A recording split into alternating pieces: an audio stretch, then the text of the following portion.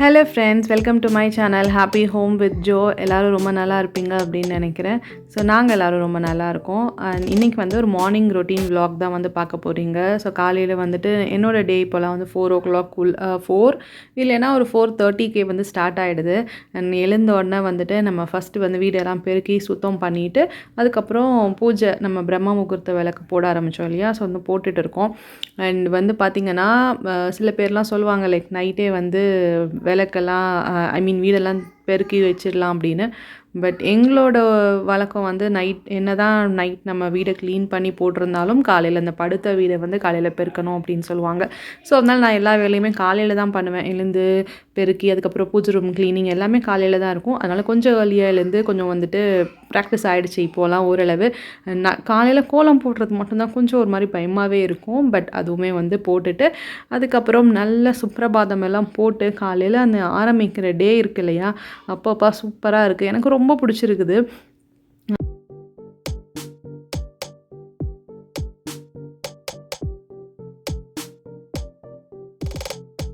Me time அப்படின்னு சொல்லுவாங்க இல்லையா, நம்ம வந்து ஒரு மீ டைம் எடுத்துக்கணும், நம்மளுக்கான டைம் கொஞ்சம் ஸ்பெண்ட் பண்ணணும். ஏன்னா ஹவுஸ் ஒய்ஃபாக இருக்கட்டும், ஈவன் ஒர்க்கிங் உமன் அவங்கெல்லாம் எப்படி மீ டைம் எடுக்கிறாங்கன்னு நம்மளுக்கு தெரியாது. பட் ஹவுஸ் ஒய்ஃப் நம்ம வந்து ஃபுல்லாக வேலை பார்த்துட்டே இருக்கிறனால இல்லை ஒரு மாதிரி இருக்கும். ஸோ நம்ம மீ டைம் எடுக்கணும்னு நினைப்போம். அட்லீஸ்ட் மீ டைம் எல்லாம் எடுக்க முடியலனாலும் ஒரு கப் காஃபியை உட்காந்து குடித்தாலே போதும்டா, அதுவே ஒரு பெரிய மீ டைம்னு நினைப்போம். பட் அது கூட நடக்காது.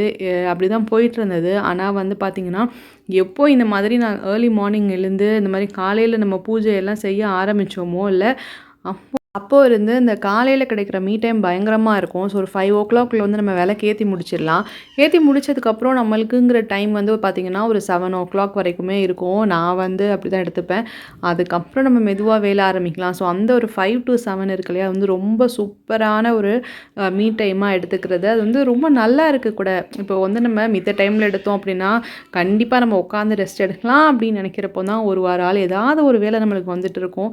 அண்ட் வேலையே இல்லைனாலும் நம்மளே ஐயோ இது பண்ணலையே அது பண்ணலையேன்னு யோசிச்சுட்டு இருப்போம். பட் இந்த டைமில் ரொம்ப பீஸ்ஃபுல்லாக எல்லாரும் தூங்கிட்டு இருப்பாங்க, நம்ம மட்டும் எழுந்து உட்காந்து நம்மளோட வேலையை பார்க்குறது, நம்மளுக்கு பிடிச்சது செய்கிறதுங்கிறது வந்து ரொம்ப சூப்பராக இருக்கும்.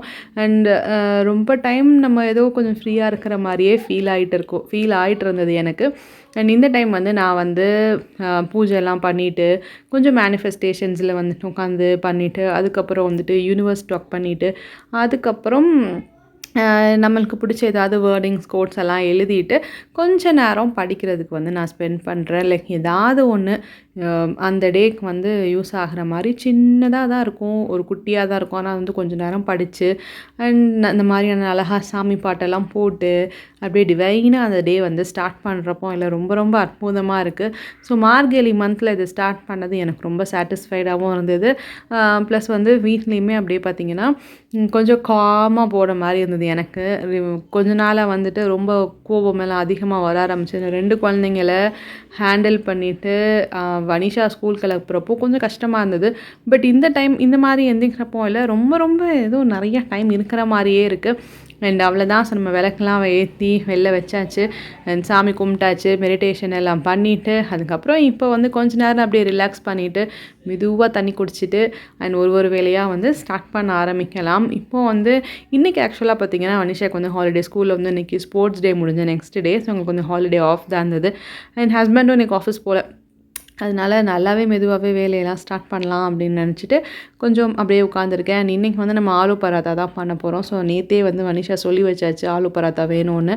அண்ட் துணியெல்லாம் மடித்து வச்சேன். பாருங்கள் எவ்வளோ துணி வச்சுருக்கேன்னு. ஆக்சுவலாக ஊருக்கு வேறு போயிட்டு வந்தோமா, அதுக்கப்புறம் துணி சேர்ந்தது தான் இவ்வளோ துணி இருக்குது, மடித்து வச்சாச்சு.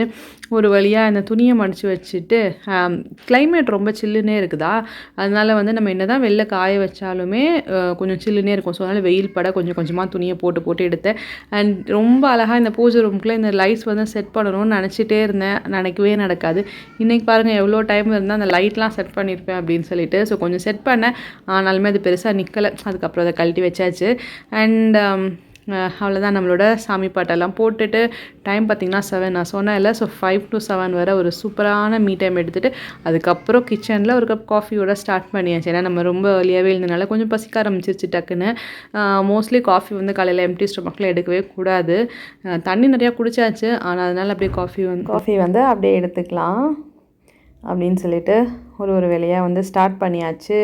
ப்ளஸ் வந்து இன்றைக்கி வந்து நம்ம சாம்பார் வச்சுட்டு வெண்டைக்காய் பொரியல் தான் வந்து பண்ண போகிறோம். ஸோ அதுக்கும் வந்து வெஜிடபிள்ஸ்லாம் கட் பண்ணிவிட்டு அப்படியே மெதுவாக வேலையை ஸ்டார்ட் பண்ணலாம் அப்படின்னு வச்சுருக்கேன். அண்ட் இப்போ வந்து ஆலு வந்து குக்கரில் வந்து வேக வச்சிட்டு இருக்கிறேன் ஆலு பராத்தாக்கு.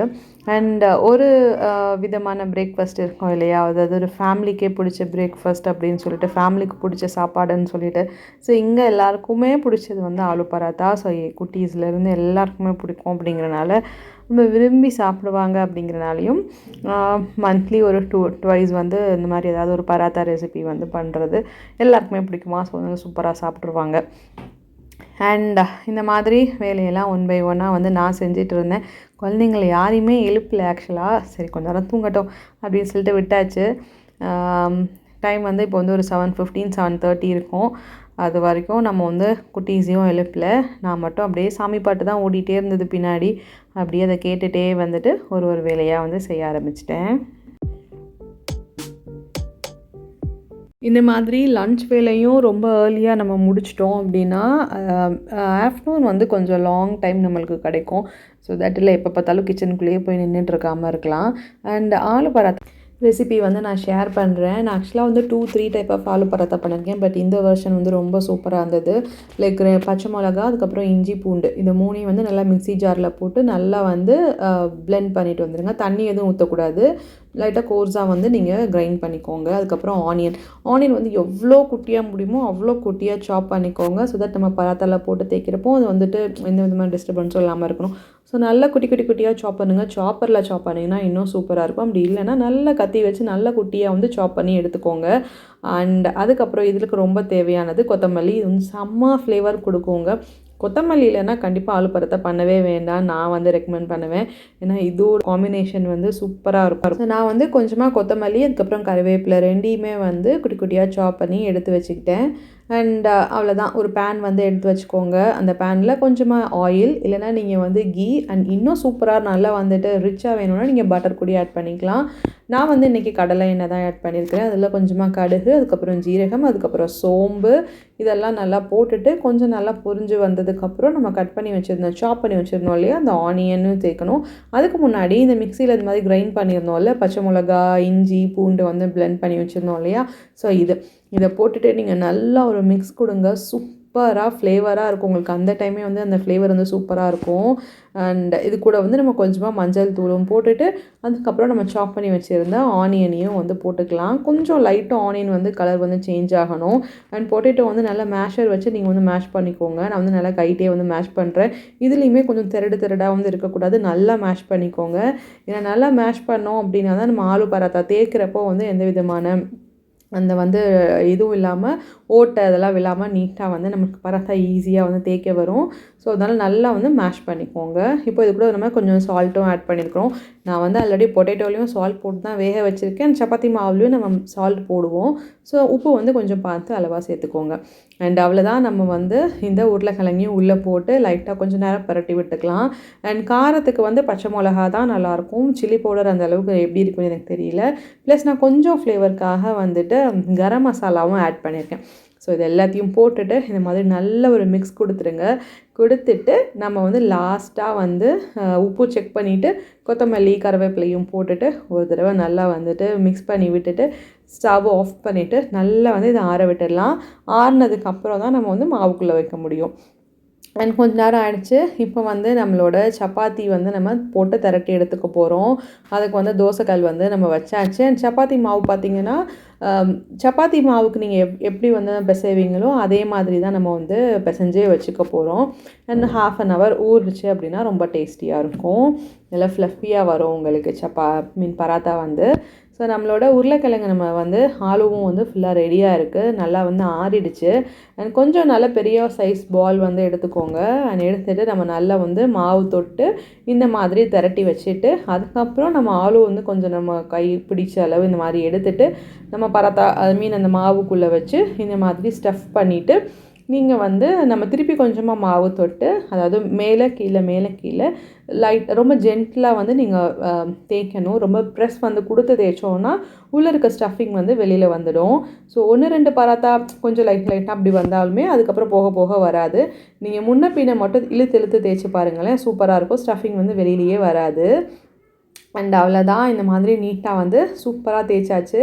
இப்போ வந்து நம்ம பராத்தா வந்து போட்டு எடுத்துடலாம். ஸோ இப்போ கொஞ்சம் அடுப்பு நல்லா நம்ம கல் நல்லா ஹீட் ஆனதுக்கப்புறம் நம்ம வந்து அந்த பராத்தா அதை வந்து போட்டுட்டு கீ போட்டுக்கோங்க. அண்ட் நான் சொன்ன மாதிரியே தான், இன்னும் கொஞ்சம் நல்லா ரிச்சாக வேணும்னா நம்ம பட்டர் கூட ஆட் பண்ணிக்கலாம். பட் கீ போட்டோம் அப்படின்னா தான் அது பராத்தா மாதிரி இருக்கும். ஸோ இந்த இடத்துல வந்து கீயை ஸ்கிப் பண்ணி ஆயில் போட்டோன்னா அந்த டேஸ்ட் வராது. கீ போட்டு ட்ரை பண்ணி பாருங்கள், சூப்பராக இருக்கும். ஸோ முன்னாடியும் பின்னாடி 2 சைடுமே நல்லா கீ வந்து போட்டு நம்ம திருப்பி விடணும். அண்ட் சூப்பர் ஃப்ளஃபி சாஃப்டான ஆலு பராத்தா.